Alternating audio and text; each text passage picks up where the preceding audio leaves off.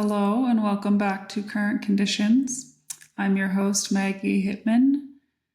Today we will be talking again about place, but instead of place from the perspective of terrapsychology, which is largely focused on the psychological impacts of place, we'll be talking about place from the Ayurvedic perspective. So we'll be getting into more the physical impacts of different environments and locations and how some of those physical aspects of place actually can inform terrapsychology and how someone feels in a place, mentally, emotionally, spiritually, etc.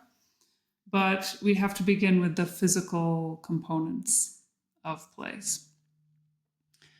So Ayurveda actually posits that health cannot be had without a healthy relationship to one's habitat. And that's in part because we are considered to be almost ingesting the qualities of the places that we live in the same way that we're ingesting food and nutrients. And part of that does come, at least historically, from the fact that most people were eating the food that was grown in a place, so that the food was going to have the qualities of that soil and the air and all of that. But there are also qualities of a place that are coming from just contact with the elements, not just necessarily the food itself. So this is considered an extremely important part of health, having a good relationship with your place. And that also does include the seasons. So the way that the qualities of a place are cycling through the seasons and our ability to adapt to those changes is in Ayurveda considered a cornerstone of health. So it all kind of starts with the fact that Ayurveda is based largely on, I know the doshas are more well known and familiar to people, but the gunas or the qualities of things are a huge part of Ayurveda, and this is how individuals are assessed and how different medicines and foods are assessed and how their interaction with an individual will be understood. So the gunas are different qualities that are actually paired so that there's, and these are the Gaurvadi gunas that I'm talking about. So this is 20 gunas, 10 pairs of opposites.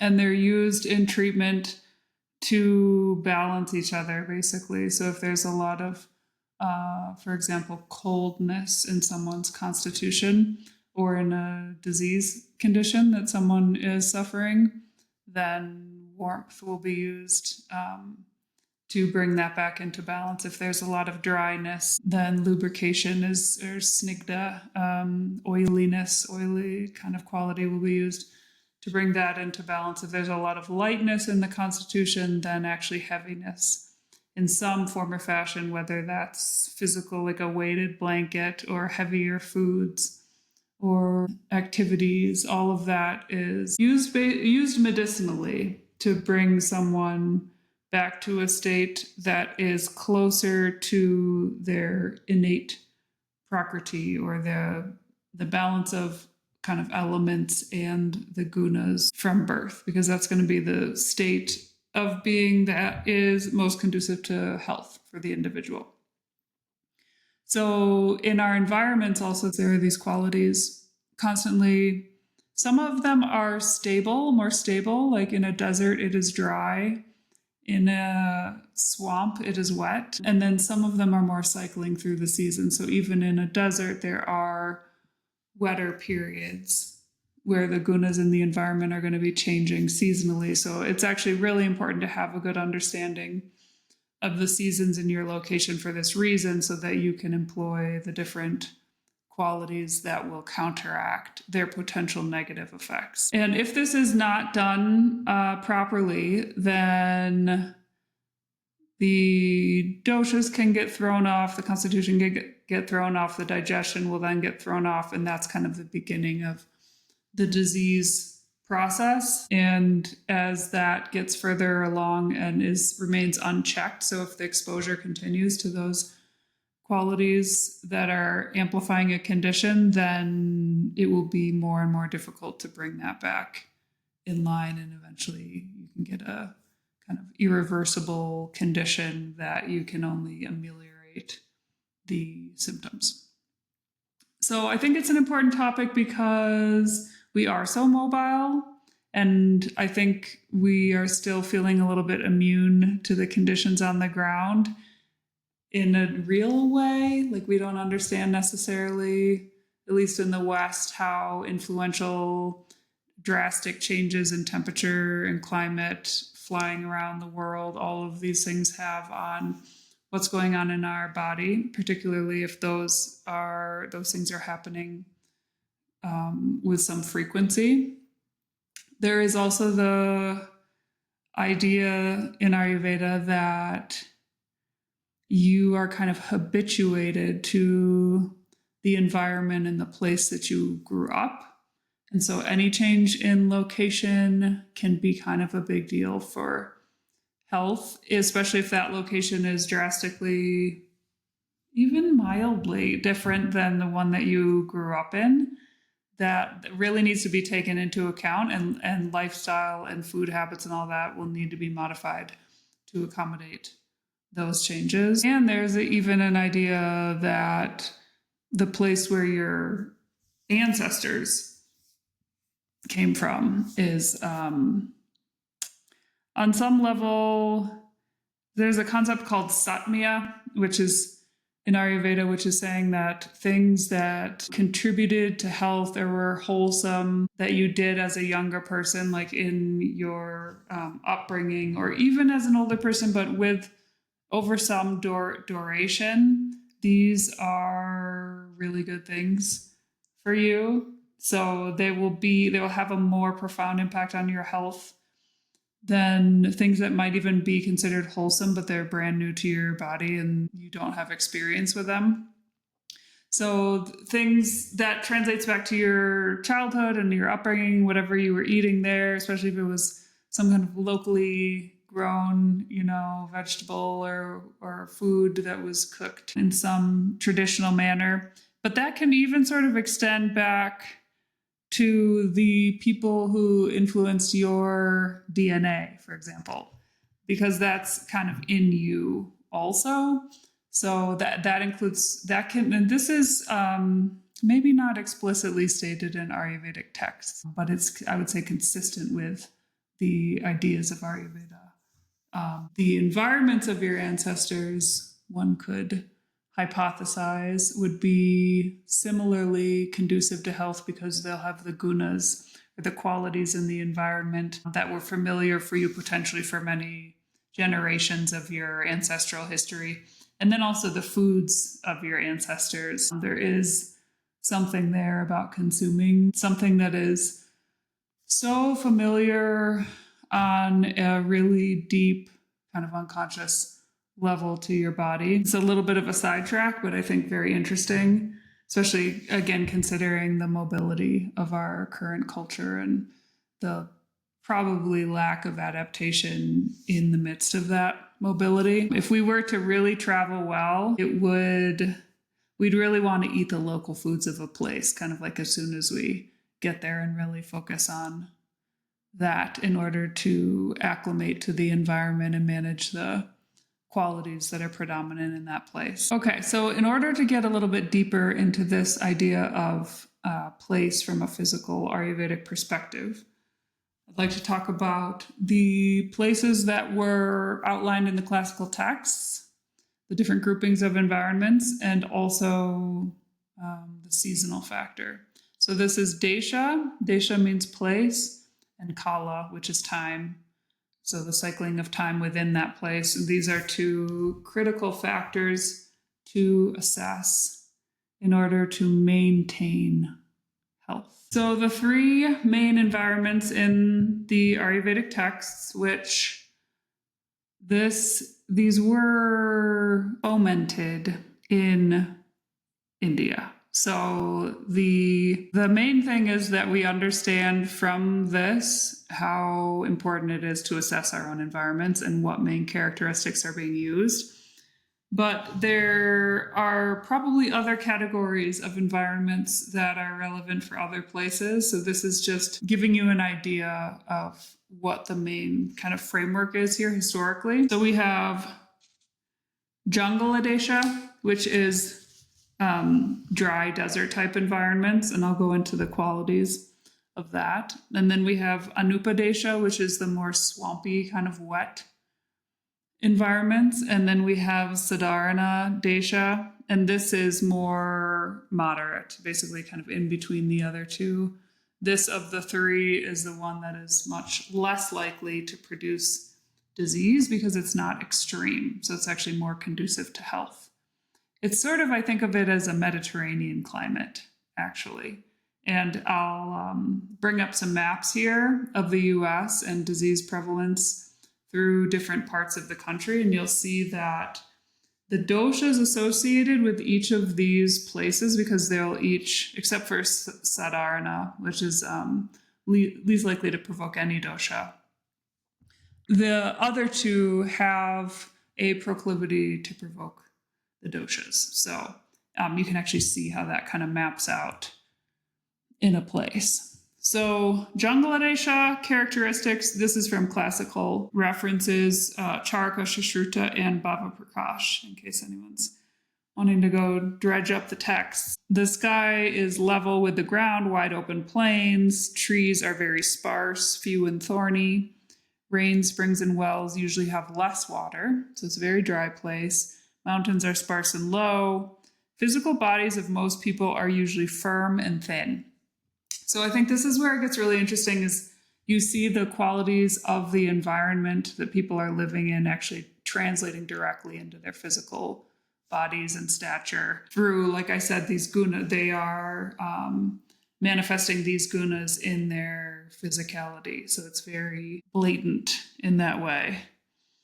Diseases of Vata and Pitta are common. So the desert type places are considered aggravating for both Vata and Pitta constitutions. And for those of you who are not familiar with the doshas, the Vata dosha is dry and light and airy and mobile. It has these qualities, and Pitta dosha is more heated and a little bit volatile. And so the qualities of the environment, the desert being dry and hot, not always hot, but has definitely the capability of being hot, those characteristics are provoking to people who naturally have those qualities in their constitution.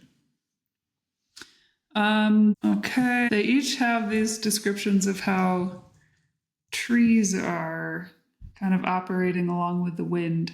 So continuous dry winds cause the tender branches of trees to dance and sway. Abundant in thin, dry, rough sand and gravel, creating mirages inhabited by specific kind of birds. Physical bodies of most people are usually stable and hard. Many animals like antelope, deer, bucks, donkeys. Many pleasantly sweet fruits. A natural disposition to aggravated vata, often encouraging vata disorders.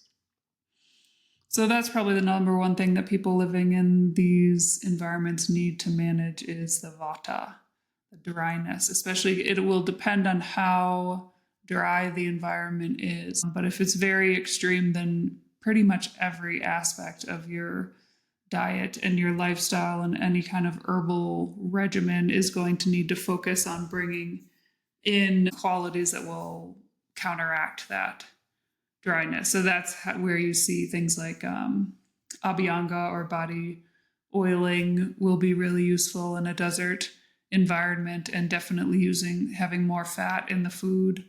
Those are, you can't get away, and I live in a desert, and so I know this, but you can't get away with just skimping on any of that for very long. You will notice the dryness comes in very fast, especially in places that are extremely dry or at high altitude. And the same, it's going to be the same situation in other environments that are extreme in any way, that they're just more difficult places to live in maintaining health because you have to be pretty strict about balancing whatever quality is extreme in the environment. So then we have the Anupadesha, which is the damp external environments. So with the desert environments, if we're talking about the US, I have, that's going to be like the southwestern states, Arizona, Utah, New Mexico. These are the places where these qualities in the environment are quite obvious. Parts of California as well. And then Anupadesha, I would probably map this onto possibly parts of the Midwest and the South in the United States. And then when we get into Siddharanadesha, California is that kind of Mediterranean climate. And of course, there will be other parts in the world that have that sort of climate too. So Anupadesha, abundant water, the ground is depressed, low, sunken, and raised. Many rivers and abundant rainfall create dense, thick, and impenetrable forests, thickets, and woods. Soft, mild, and cool breeze, many mountains and big trees. Physical bodies of most people are usually soft, tender, and well developed. And so this is that's showing more kapha in the constitution. So kapha is the dosha that it tends to be sturdier, is stable, has weight to it, and resilience. It just tends to also be physically a little bit larger. And the qualities of an Anupadesha are very consistent with the qualities of kapha dosha. So people will tend to have more kapha in their constitution in these places. Diseases of kapha and vata are common. So there are some qualities of this place that can also aggravate vata. Cold is a quality or guna that is aggravating to vata. So sometimes when you have a damp external environment, like if you think of even maybe like Oregon, a place like that where it's really wet and cloudy, then that cold characteristic is going to potentially be aggravating to both actually kapha and vata. Deep forests of trees, including specific types of trees here, these would be relevant for India. Generally located along rivers near the sea, often has a heavy, cool, refreshing breeze. Nearby rivers are adorned with beautiful plants, mountains covered with beautiful creepers. Gentle breezes blow through thick, swaying trees. Many varieties of beautiful flowering trees and thick forests, with trees having thick spreading branches, sounds of birds. People are gentle and of tender build. There is a softness, there can be a softness to kapha dosha, which I think is being reflected here. Animals like rabbits, boars, elephants, deers, and duck in these places. And then we get into Siddharanadesha. So these are the moderate external environments, not too extreme, not too dry, not too wet, probably not too cold, not too hot. Features and characteristics of both environments. Cold, rain, heat, and wind are generally moderate. Doshas are generally in a state of equilibrium. So these are actually, if you want to be really healthy, these are places where it's a lot easier to have health. You don't have to basically battle your environment, the extremes of your environment. Creepers, trees having fruits without flowers, trees having fruits and flowers, birds and animals as described in the other two environments. People from this environment are generally sturdy, tender, strong, have good complexion, proper bodily structure. Okay, so those are the three main environments. You can probably guess what your environment is of these three based on the descriptions here. And then what you want to figure out is how that environment and the qualities of the environment might be interacting with your personal constitution, your stage of life, any existing health problems that you have, which usually the health problems are going to have one or more doshas that are predominant. And so if, for example, you have arthritis or some sort of vata condition or osteoporosis, and you're in a vata place, like a desert environment, it's actually going to be more difficult to manage your condition in that environment. So you can actually use this strategically and consider either moving to support your health or really adapting the home you live in and your kind of immediate surroundings or where you spend the most time to have kind of like counterbalance to those qualities in the environment. Like a humidifier would be a good example in a very dry environment to reduce some of the vata, at least in the living situation, the immediate living situation.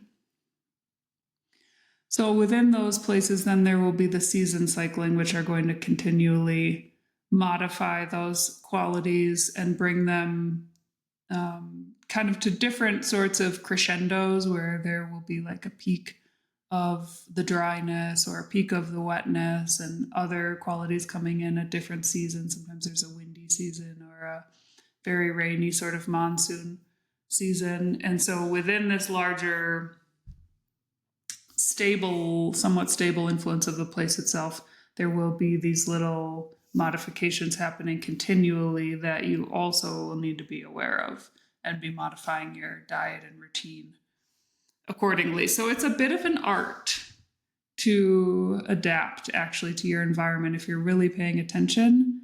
It's once I think you get off the bandwagon of just kind of eating whatever you want, and like watermelon in the winter and, really heavy meats in the summer and things like that, like the cultural diet, and actually start paying attention to how food impacts you and what actually makes sense in different places and different seasons. Like when I first moved to the desert, I tried to get away with a fairly light diet, like mostly vegetarian diet, and the place just will not have that. The qualities in the environment simply will not allow that. So if I wanted to eat like that, I would need to probably go back to kind of like coastal California, where the environment is moderate enough that you can you have more wiggle room to make choices and do what you want. Similarly, in a wetter environment, although culturally, I think the diet, especially in the US, the southern US, is heavier. That is a symptom of from the Ayurvedic perspective, a symptom of the imbalance in that, the kapha imbalance, the kapha dosha, basically in that place. Because ideally, in a hot, heavy, wet environment, actually the food would be very light. You would want the food to be fairly light, not as many heavy meats and oils and certainly the deep fried food would not be ideal. And when we look at the maps of the US, you'll see kind of the disease rates, especially in the southern US, are, I think, some of the highest in the nation, like overall. And then definitely when we look at specific kapha type diseases. And so some of this, I think, does connect to terrapsychology. I think it's kind of how some of the principles of understanding the influence of place translate directly into health. But a lot of these assessments of the environment, they actually are part of the terrapsychological framework, assessing the local ecology and flora and fauna and weather patterns. All that is part of the Terrapsych framework. This, I think, is just getting really specific about how it impacts physical health. And of course, how you're feeling physically is going to impact also how you're feeling mentally and emotionally. And I think it's pretty apparent that the overall kind of personality of a desert environment versus a swampy environment and the influences of those places are going to be pretty different. So this is related, and also we're going down just a little bit of a different kind of rabbit hole here to get more specific about the physical aspects and influence of place. And I think if we talk about the place itself as a personality, which I do like to talk about it that way in terrapsychology, then the seasons are sort of the changing mood of that place. And your mood, of course, is changing along with that seasonally, and that will be slightly different in different places. And there is some discussion in the text as well about potential large-scale disruptions to places and how that also influences the health, not just of individuals, but of entire communities.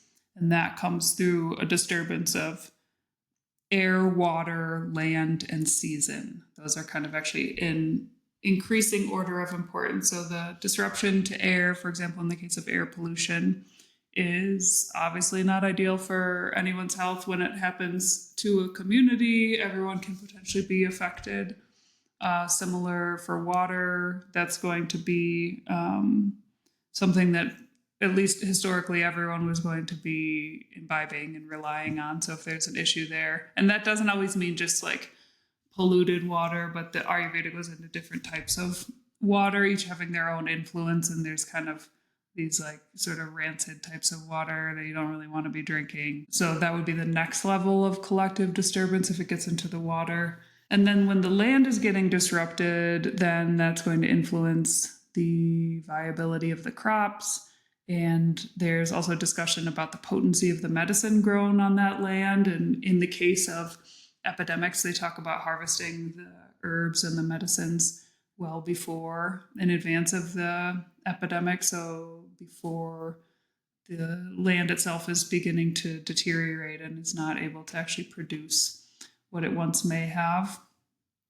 So that's, and these are also in increasing order of kind of like what takes the longest to be repaired. So air pollution can be cleared fairly quickly if the issues are removed, and then water would be next in line in terms of remediation. And then once the land itself is getting disturbed, that can be quite a process for repairing the soil, as many people know now. And then when the seasons themselves, so this is all very applicable to now, obviously. The land, we are already in that situation where the land is, the things produced on the land, they're not having as high of a mineral content. The nutrition in general is just kind of declining across the board. So it's actually harder to get what you need, eating even the same quantity of food that maybe our ancestors would have eaten. And then when the seasons are getting disturbed, that's basically climate change. And then everything becomes less predictable, and it's harder for, even on land that's already compromised, to then be trying to grow plants in weather that's not likely to support those same plants anymore. You know, there's a lot of potential problems there. And that again is going to be something that's very difficult to correct. It's not like clearing the source of air pollution where within a day or two you're back to kind of normal, healthy air. This is trying to return the seasons to their normal positions is a huge project, and one that is not straightforward. So this was mentioned in the classical text, and the causes for this disturbance of seasons, and the cause is basically continuous, persistent, collective moral transgressions from the Ayurvedic perspective. So it's especially when the people in positions of power are going against morality and dharma and all of that, then eventually, if that continues over a period of time, then that's considered to be the factor that causes this environmental degradation and disruption. And it's said that the best thing that you can do is basically Ayurvedic treatment, and that would be panchakarma and following Ayurvedic lifestyle, harvesting herbs before potential epidemics arrive, and prayer and goodness and what they call righteousness and being connected to your spiritual life. And all of those things are in the classical text considered some of the best protection for these times. So that's just a side note.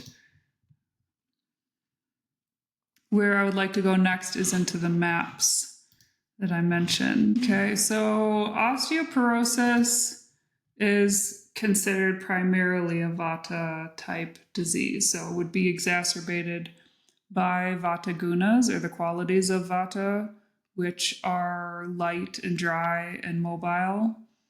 And these are the qualities that are also in many desert environments. There's also with Vata, some of the main gunas are subtle, clear as well. And these are qualities that you really do see in the desert environment, that with the large vistas and the really clear air, which, like, spiritually speaking, can be very profound, I think, and the whole lightness of all of that.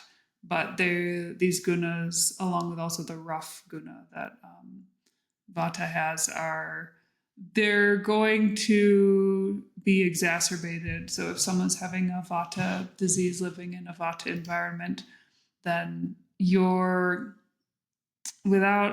it's basically in the same way that when you're dealing with diet and lifestyle, in the context of a disease, there are certain things that the person cannot get better if they do not eliminate these major provoking factors from their diet or lifestyle. So sometimes that's going to be like people who do night shifts, and they have some kind of, also usually that's a Vata aggravating thing, and they're working against themselves by keeping that routine. And so you'll see that when they change their lifestyle or change their occupation, so that huge factor, which is impacting their health and working against them, it's working for the disease and against their health. Once that's eliminated, then a lot of progress can be made. It's sort of the same with the environmental factor, particularly if it's extreme. So you can see here that the highest rates of osteoporosis, these are projected, but based on current data, some of the highest incidents are in these really dry states. The Nevada and Arizona have the highest rates of osteoporosis. So those are very Vata places. They are definitely in the jungle Adesha category. And I know there are other factors here too, with all things health related, but this is fairly dramatic example. And if we go to obesity, which is very likely to have a kapha component, and again, the kapha dosha is sharing a lot of qualities with those wet anupadesha types of environments. You can see that this obesity is sort of centered in these states that have those more moist, dense, sort of humid environments, which are going to aggravate kapha. Some of the gunas of kapha are the heavy, slow, oily, dense, static, cloudy. So these are some of the things that you'll see in the kind of swampy, definitely humid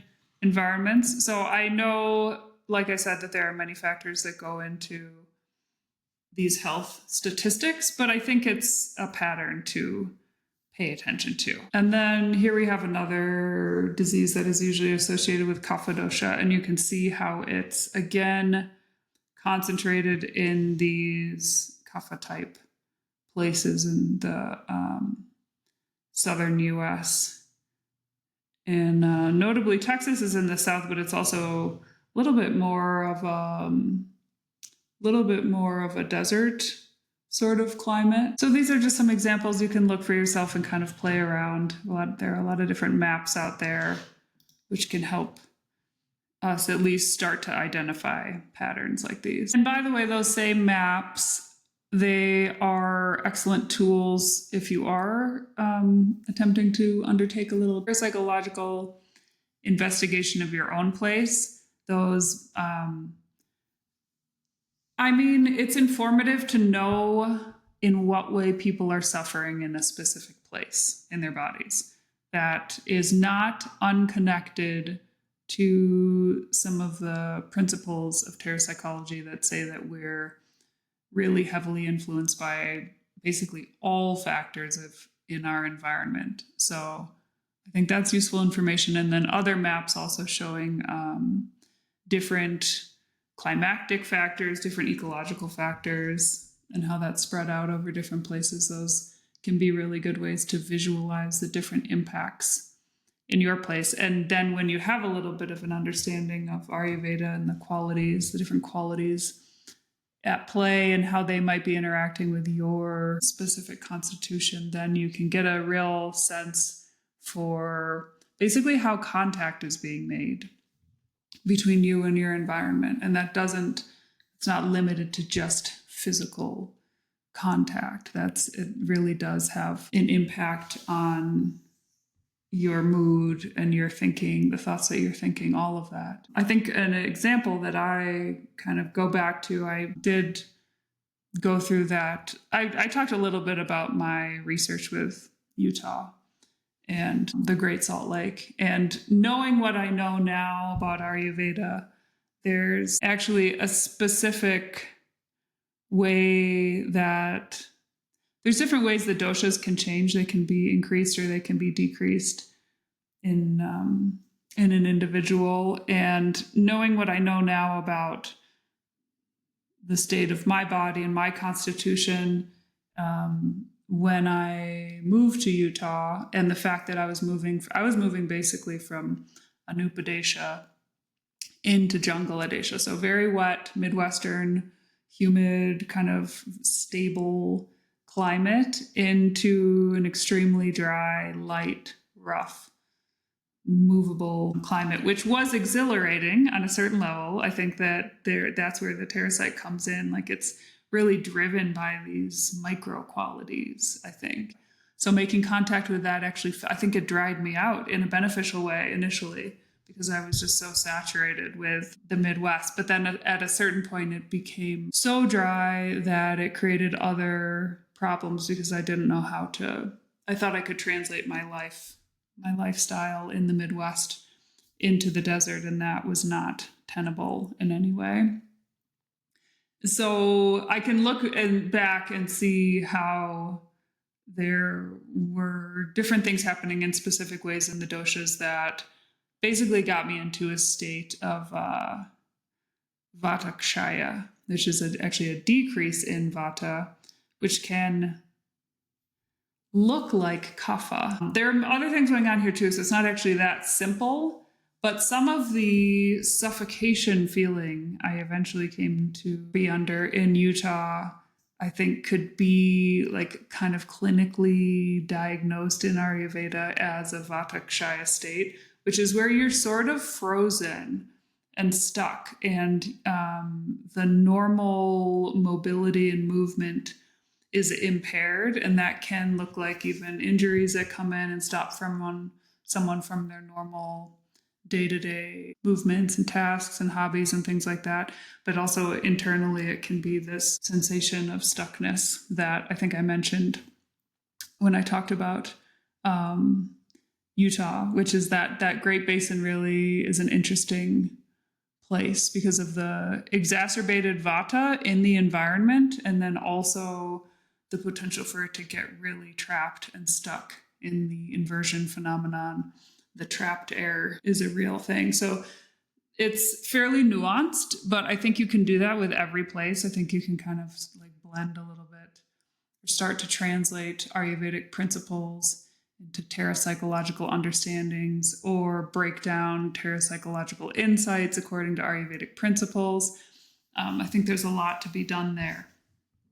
So hopefully this inspires you to take a deeper look at your place from this angle and evaluate in whatever way is interesting to you the qualities of your environment, and trying to understand how that influences you.